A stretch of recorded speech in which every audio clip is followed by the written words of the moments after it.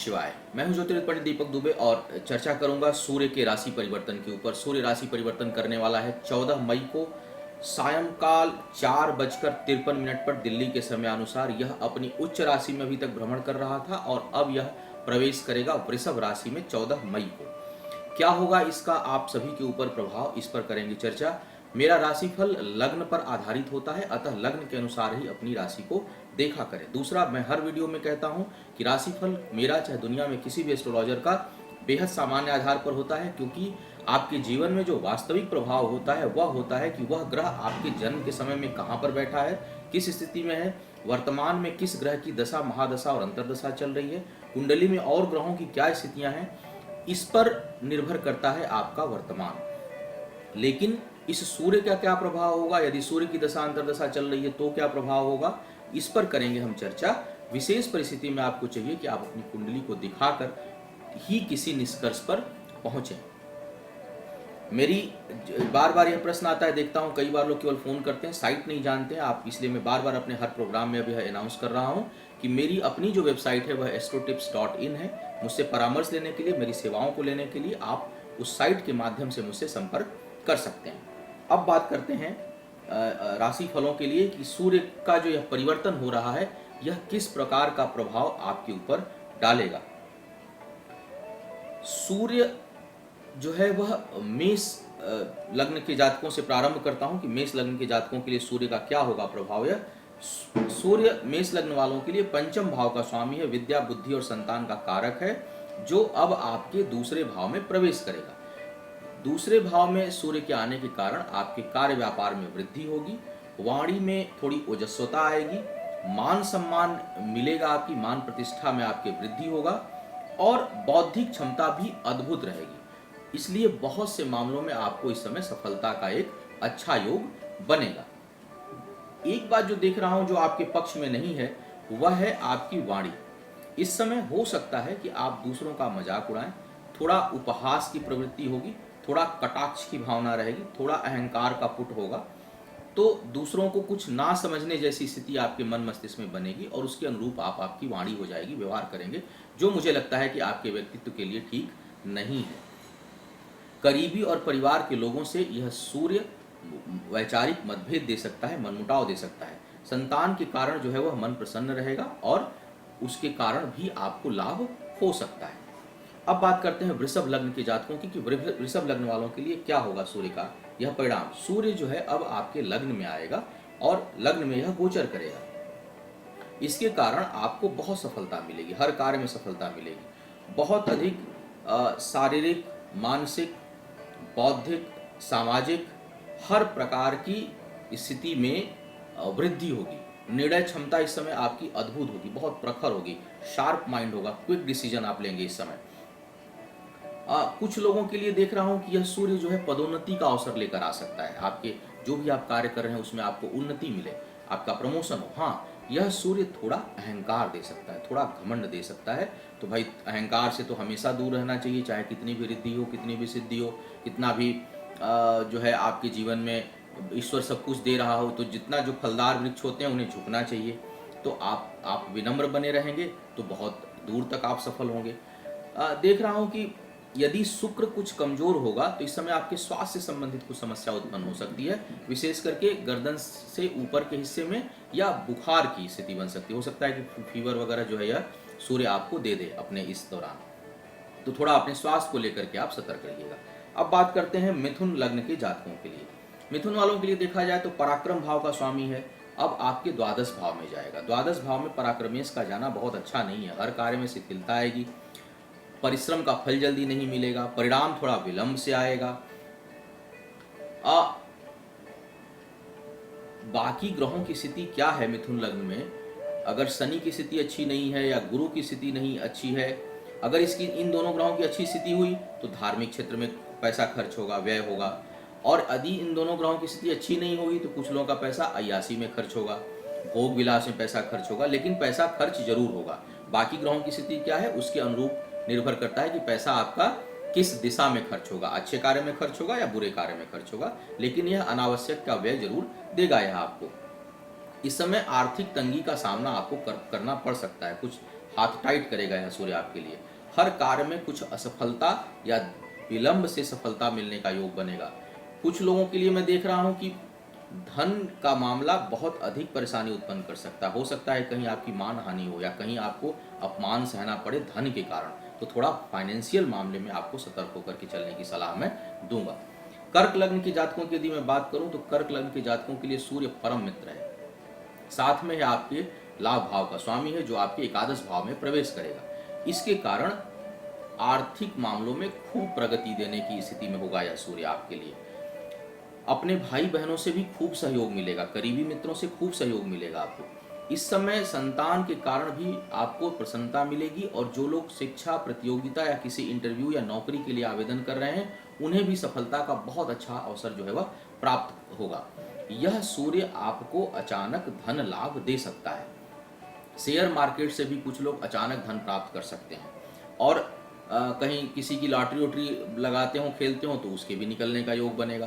तो मैं देख रहा हूं कि अचानक अच्छे धन का योग यह सूर्य बना रहा है।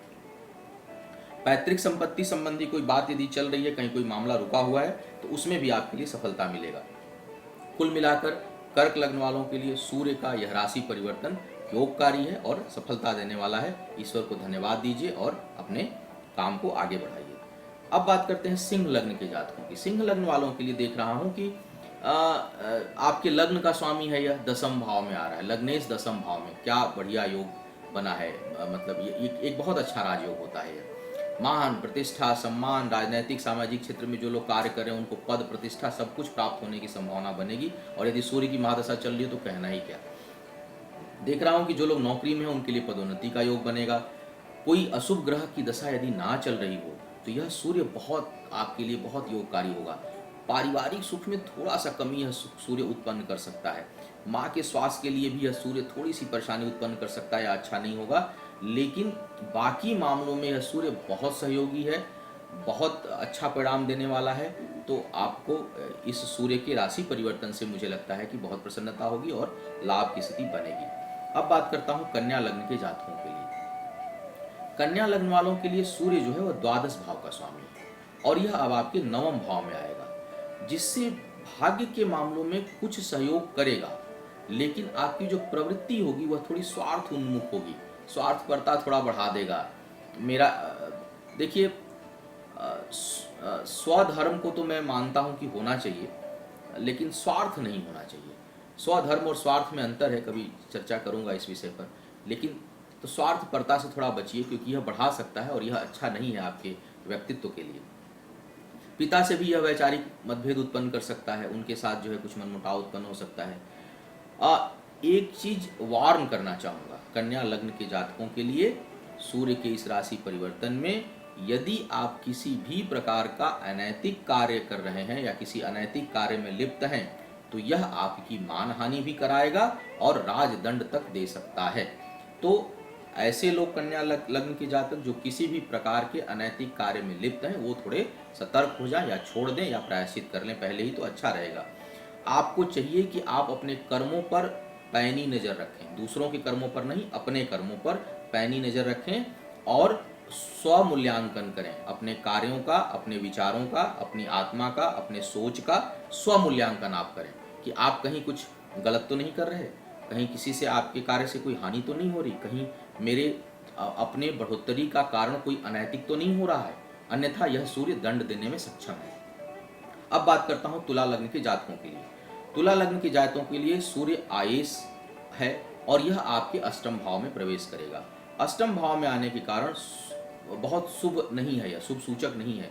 कुछ हर कार्य में कुछ असफलता मिलेगी या बहुत देर से सफलता मिलेगी, बहुत प्रयासों के बाद सफलता मिलेगी। कई बार थका देने वाले प्रयास आपको करने पड़ेंगे। व्यय इस समय बहुत अधिक होगा।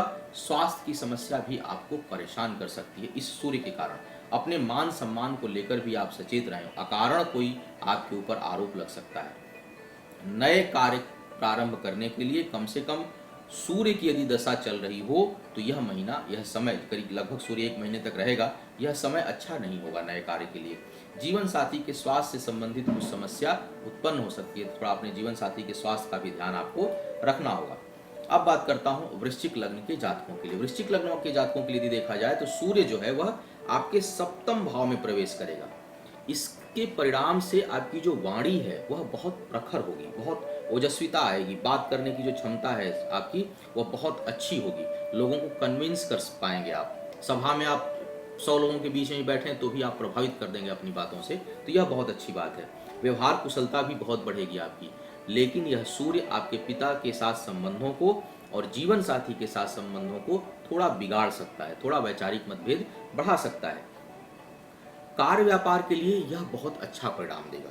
तो यह एक अच्छी बात है कि आर्थिक मामलों में, अपने नौकरी में या अपने कहीं साझेदारी के काम कर रहे हैं या कोई भी व्यापार कर रहे हैं, उसमें यह सूर्य सहयोगी की भूमिका में होगा और आपको लाभ देगा। आपकी महत्वाकांक्षा और कार्य क्षमता इस समय खूब बढ़ी चढ़ी रहेगी। अपने कार्यस्थल पर जहां भी आप काम करते हैं वहां आपका वर्चस्व बढ़ेगा, आपका प्रभाव बढ़ेगा। कुल मिलाकर देख रहा हूं तो यह सूर्य जो है आपके लिए एक बेहतर परिणाम देने वाला साबित होगा। अब बात करते हैं धनु लग्न के जातकों के लिए। धनु लग्न के जातकों के लिए सूर्य जो है वह भाग्येश है। भाग्येश सूर्य अब आपके छठे भाव में प्रवेश करेगा, जिसके कारण भाग्य भंग योग का सृजन होगा। अर्थात भाग्य के भरोसे नहीं रहना है इस समय, कर्म पर अधिक भरोसा करना पड़ेगा। भाग्य थोड़ा रुक कर साथ देगी और जल्दी सफलता किसी भी काम में आपको नहीं मिलेगी। परिश्रम का परिणाम कुछ रुक कर मिलेगा। तो क्या करना है ऐसे में? ऐसे में आपको अपने परिश्रम को, अपने एफर्ट्स को अधिक बढ़ाना होगा, धैर्य बनाए रखना पड़ेगा। आपके अपने कार्य क्षेत्र में, जिस कार्य में से आप जुड़े हुए हैं उसी कार्य में, अर्थात कंपटीटर जो सेम काम करने वाले लोग हैं, वो आपसे बहुत अधिक शत्रुता का भाव इस समय रखेंगे और अकारण शत्रुता आपसे करेंगे। तो इस तरह की स्थिति कुछ बन रही है। अनावश्यक धन का व्यय भी मुझे लग रहा है इस समय होगा और यात्राएं बहुत अधिक हो सकती हैं इस समय।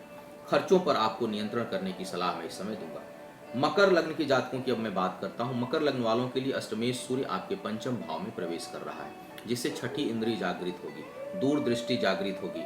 कोई होने वाली घटना दुर्घटना का आपको पूर्वाभास हो जाएगा, यह एक बहुत अच्छी बात है। धार्मिक कार्यों में कुछ मन लोगों का लग सकता है, लेकिन यह संतान के लिए अच्छा नहीं है, गर्भवती महिलाओं के लिए अच्छा नहीं है, छोटे बच्चों के लिए अच्छा नहीं है। अगर ये आपका कोई बच्चा छोटा है तो उसके स्वास्थ्य के लिए समस्या उत्पन्न हो सकती है। गर्भवती महिलाएं विशेष करके थोड़ा अधिक ध्यान दें। अगर मकर लग्न की हैं तो सूर्य का यह परिवर्तन छोटी भी लापरवाही बड़ी समस्या उत्पन्न कर सकता है। तो किसी भी प्रकार का खान पान में, दवा से संबंधित कोई भी लापरवाही इस समय आपको नहीं करना है। आर्थिक मामलों में भी यह सूर्य थोड़ा संघर्षमय स्थिति उत्पन्न करेगा। क्रोध और आवेश इस समय बढ़ सकता है, जिसके कारण आपके अपने करीबी लोगों से, आसपास के लोगों से कहीं वाद विवाद की संभावना बन सकती है, जिससे आपको बचना है और क्रोध पर नियंत्रण रखना है। अब बात करता हूं कुंभ लग्न के जातकों की। कुंभ लग्न वालों के लिए यदि देखा जाए तो सूर्य चतुर्थ भाव में आपके प्रवेश करेगा। गृहस्थ सुख यानी पारिवारिक जीवन के लिए सूर्य का यह परिवर्तन बहुत अच्छा है। जीवन साथी के साथ सहयोग मिलेगा, सुख सुविधाओं में वृद्धि होगी, लेकिन पिता के स्वास्थ्य के लिए यह ठीक नहीं है। पिता के स्वास्थ्य संबंधी कुछ परेशानी उत्पन्न कर सकता है, साथ ही पिता के साथ संबंधों में कड़वाहट भी ला सकता है, वाद विवाद हो सकता है, थोड़ा वहां आपको बच के चलना है। आर्थिक मामलों में यह सूर्य आपको सफलता देगा। देख रहा हूं कि व्यापार करने वाले जो लोग हैं उनके लिए भी यह सूर्य जो है सहयोगकारी है, योगकारी है और आपके कार्य व्यापार को बढ़ावा देने में मदद करेगा। कुछ लोगों के लिए नए अवसर, नए प्रोजेक्ट, नई जो है वह उत्पन्न होंगे। सरकारी क्षेत्र में जो लोग काम कर रहे हैं उनके लिए यह समय काफी अच्छा होगा। अब बात करते हैं मीन लग्न के जातकों के लिए। मीन लग्न के जातकों के लिए सूर्य जो है वह छठे भाव का स्वामी है, इसलिए बहुत योगकारी नहीं हुआ था। हालांकि बृहस्पति का मित्र फिर भी बहुत योगकारी नहीं है।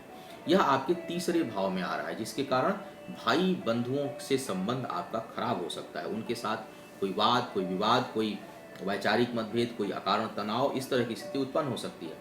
विशेष करके बड़े भाई के साथ हो सकता है कि शत्रुतापूर्ण व्यवहार हो जाए, कुछ बात ज़्यादा बढ़ जाए तो थोड़ा भाई सतर्क रह के चलिएगा। तीसरा भाव यदि पहले ही से ही खराब हो तो यह परेशानी और अधिक बढ़ सकती है। विचारों में आपकी थोड़ी उग्रता इस समय रहेगी। पैतृक संपत्ति अगर किसी को कुछ मिलनी है तो थोड़े वाद विवाद के बाद मिलेगी, बहुत आसान नहीं होगा।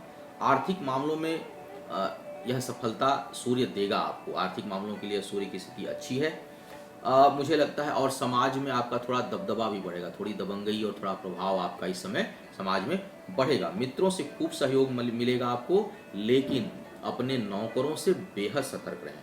हो सकता है कि कुछ नौकर आपको कुछ आघात दे दें या कुछ बड़ी हानि कर दें। तो मीन लग्न के जातक जब तक सूर्य आपके तीसरे भाव में है वृषभ राशि में है, अपने नौकरों से आपको बेहद सतर्क रहना है और उन पर कड़ी नजर रखनी है, अन्यथा कोई बड़ी हानि का अंदेशा यह उत्पन्न कर रहा है। यह था सूर्य का राशि परिवर्तन का प्रभाव सभी लग्न के जातकों के लिए। मेरा नियमित कार्यक्रम देखने के लिए एस्ट्रो दीपक दुबे जो मेरा यूट्यूब पर वीडियो है उसको आप सब्सक्राइब कर सकते हैं। मुझसे परामर्श और मेरी सेवाएं लेने के लिए astrotips.in आप देख सकते हैं। सूर्य संबंधी उपचार हमारी वेबसाइट पर उपलब्ध है, उसको आप देख सकते हैं, पढ़ सकते हैं और उसके अनुसार सूर्य संबंधी उपचार आप कर सकते हैं और करा सकते हैं। ईश्वर आपके साथ रहे, आपकी बुद्धि आपके साथ रहे, भगवान शिव की कृपा आपके ऊपर रहे, आयु आरोग्य और ऐश्वर्य की वृद्धि हो। इन शुभकामनाओं के साथ आपसे विदा लेना चाहूँगा। ओम नमः शिवाय।